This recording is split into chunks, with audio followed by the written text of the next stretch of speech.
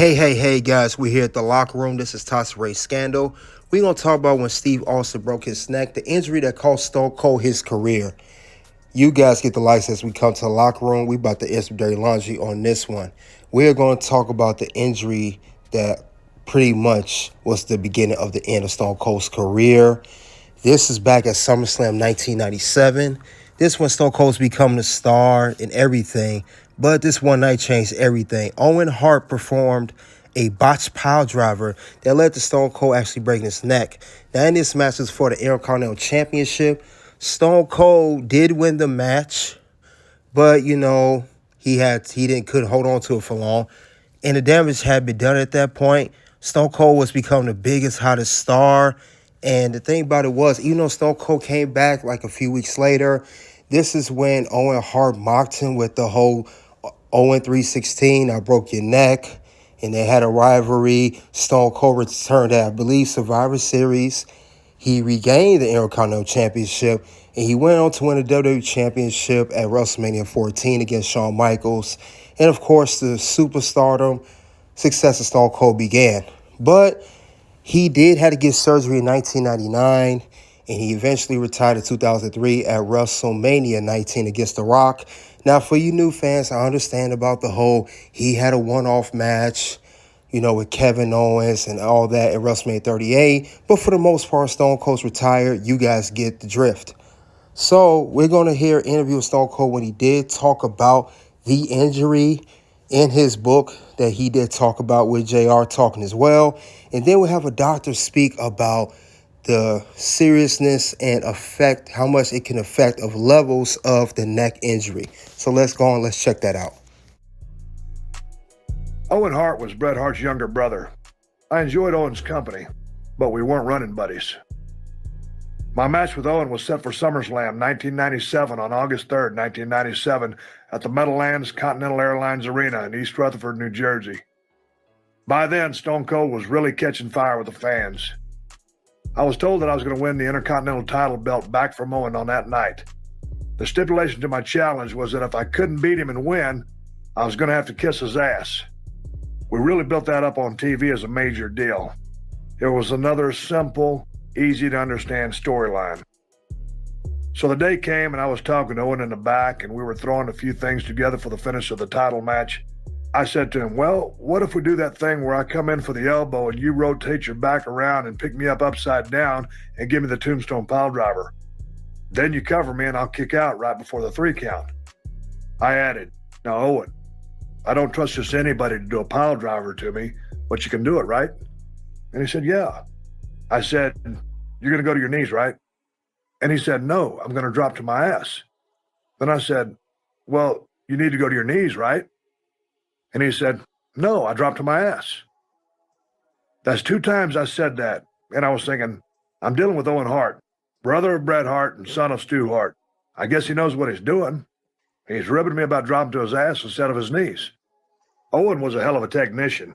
When he assured me I'd be okay, I took his word that I'd be okay. I didn't think twice about it.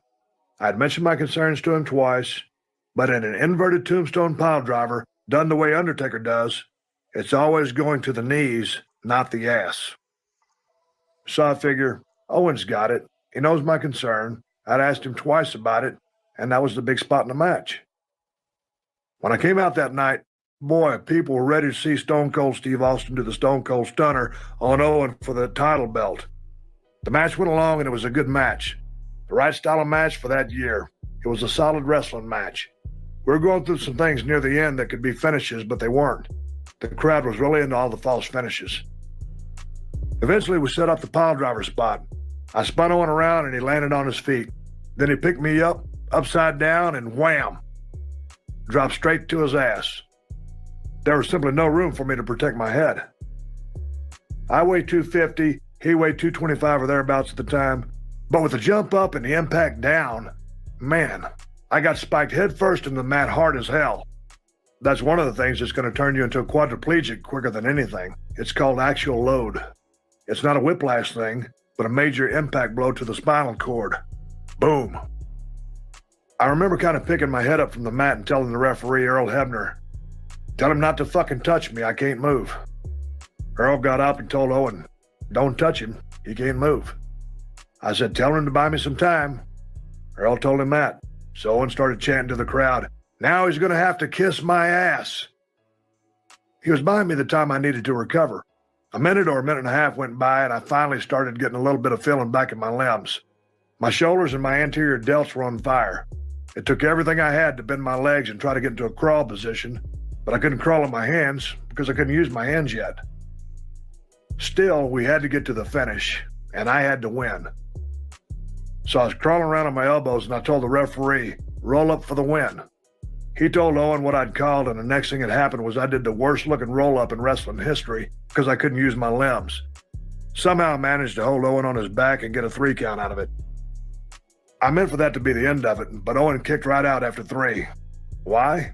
To make himself look strong like he was barely beat. That kick out hurt me like hell too, and could easily have injured my neck further. I should have lain there and gotten medical attention, but it didn't happen that way. It was one of those deals where it was a highly anticipated match. There were a lot of 316 shirts out there that night, a whole lot of Stone Cold fans. All the referees came out to the ring, and it took 3 of them to pull me to my feet. I got my arms around them, and they tried to hold me up and hand me the title belt, but my legs were dragging, and I could barely walk. I got to the back, and I was visibly shaken. The whole thing just scared the crap out of me. As they got me onto a stretcher, I just wanted to know what the hell had happened. They took me to the hospital for x-rays, and I was released. I bought myself a 12-pack of beer, laid in bed at the hotel, and finally went to sleep. Despite everything, I got up the next day and drove to Bethlehem, Pennsylvania to do Raw, cut a promo on Owen, because I'm Stone Cold Steve Austin. My delts were burning like crazy, and I couldn't wrestle, but I went and covered my ass on TV. Here's what I said to Owen Hart the next night on Raw as War. "Owen Hart, I'm not going to listen to the doctors. I'm not going to wear this piece of crap they gave me, this stupid neck brace. The fact that you dropped me on my head don't mean a damn thing to me. The fact of the matter was, you were too stupid to cover me when you had the chance. The bottom line is, you're a loser, Owen Hart. Not because I say you are, but because it runs through your veins, because your mom and dad gave that to you, and I can't do nothing about that. Tonight, I truly will open up a can of whoop-ass and show you exactly what Austin 316 means. And that's the bottom line, 'cause Stone Cold said so."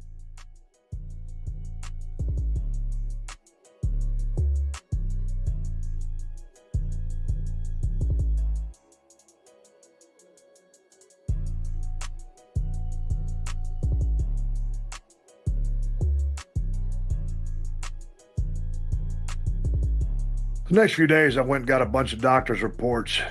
Every doctor I went to said to get out of wrestling. The muscles in my hand were starting to atrophy, and my legs were becoming hyper-reflexive and jumpy, and muscles would start pulsing in my back. The medical name for my condition was central cord compression. But I was told that I could get some relief from surgery, so I set out to find a doctor who could do it. Then I met Dr. Lloyd Youngblood. He's a neurosurgeon, the best of the best. I didn't have an appointment, but he spent 3 hours with me discussing my problem in language I could understand. So I got the big operation in 1999, a full 2 years after the piledriver. It was 2 years of nagging pain. At that point, I didn't know if I was going to be able to come back or not. I had no idea if I was ever going to get back in the ring. If I'd had to venture a guess, I would have guessed that my wrestling career was over.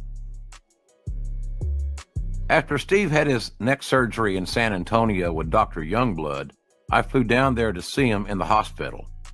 I think when I got there, Steve had been able to get a night's sleep, and when I walked in, he was sitting up in bed eating ice cream. I told him I thought only kids who had their tonsils removed got ice cream in the hospital, but he said he had connections. Boy, did he. You would have thought that it was Elvis or John Wayne himself in the hospital there in Texas, because all the nurses and other personnel were just great and truly felt it was an honor to attend to their homegrown wrestling star.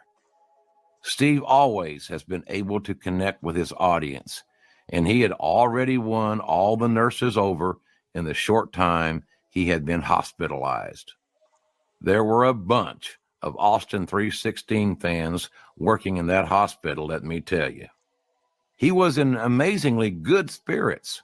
because many of the horrible symptoms that he had been experiencing with his neck injury were gone. Break the spinal cord into color-coded into its different regions. So at the top, closest to the brain, we have the cervical region, and here we have 8 nerves coming out which supply the area of the body around the neck region. So this has 8 levels, so we call it C1 to C8, cervical 1 to cervical 8. 8 spinal nerves coming out and in at this region. The next level we have 12 thoracic, so we call this T1 to T12.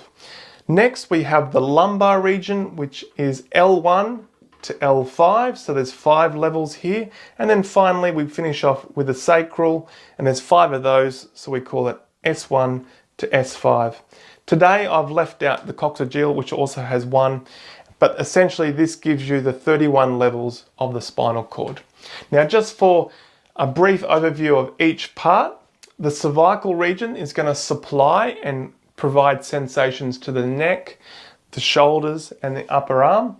The thoracic is going to supply motor movement as well as sensory to the thorax and abdomen. The lumbar is the lower back, the hip and the legs. The sacrum is the lower part of the legs, and then finally the pelvis, which is going to be for bowel and bladder and sexual function. So any one of these regions that have an injury is going to essentially impact those functions that we just mentioned. Before I get on to the levels of injury, I just want to make clear that no injury is the same. So even though it might occur at the same level, spinal cord injury can be at different degrees of severity. So some can be complete, some can be partial, some can be at one side, some can be centrally. So they're never going to be completely the same, at least in their symptoms. Now let's start with the cervical region. So this is essentially going to be impacting the neck going down into the limbs. But one of the first things I want to point out is the nerves that are controlling the breathing muscle. So approximately C3 to C5 is going to send a nerve out that goes to the diaphragm, which is a breathing muscle. So any injury above C3 is going to cause impairment to this muscle, which means the person won't be able to use their diaphragm, therefore they can't breathe on their own and they will need a ventilator.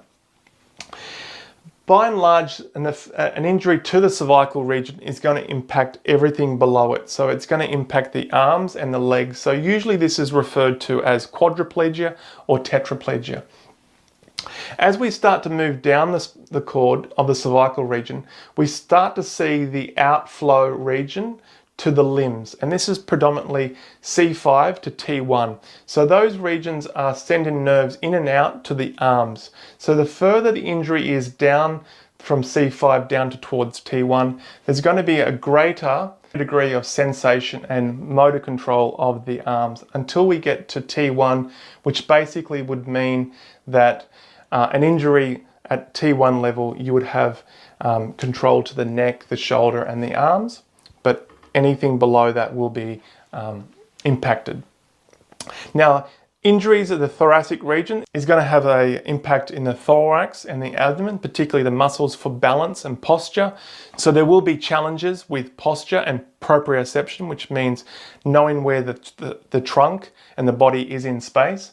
Another function of the thoracic region is a part of the nervous system we call the autonomic nervous system or the sympathetic nervous system, which controls blood pressure, heart rate, sweating, etc. So if there is an injury about T5 and above, this will impact this system, and therefore there can be a syndrome known as autonomic dysreflexia, which impacts blood pressure, heart rate, sweating, headaches, etc. As we start to move to the lumbar region, we will see that the thoracic and cervical region is intact, but we'll have dysfunction in the lumbar and sacral regions. So specifically in the lumbar, this is going to impact the muscles around the hips, the muscles going down to the thigh, and the muscles in the lower length. So this is going to impact walking.